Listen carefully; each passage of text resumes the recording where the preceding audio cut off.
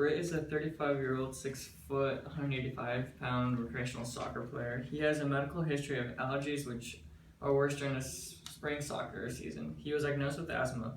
He has been prescribed Advair and Proventil. He wants to know if he can continue to play soccer, what the medications do, and what he can do to minimize asthma attacks. Asthma is a chronic long-term condition where the airways are sensitive to asthmatic triggers. When triggered, the airways will narrow and swell. Muscles surrounding the airway will also contract. Once narrowed, breathing will cause a whistling sound or wheezing sound. Kind of mucus will also build up, furthering the blockage.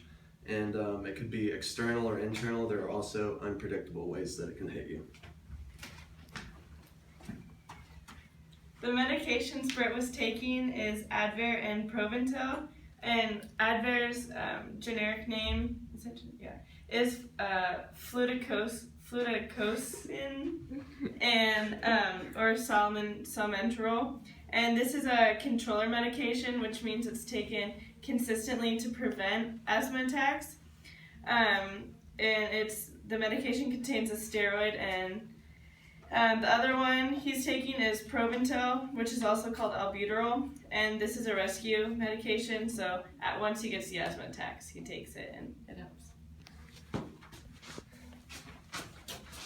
Okay, so what should the patient do in the future in regards to what he's currently doing?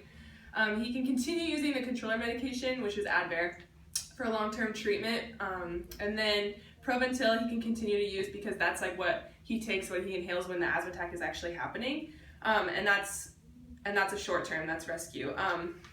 So because when the respiratory medications are being administered through inhalation, they're less likely to exert a performance enhancing effect, so it's not really doing much if he just continues to use the same medications for his asthma.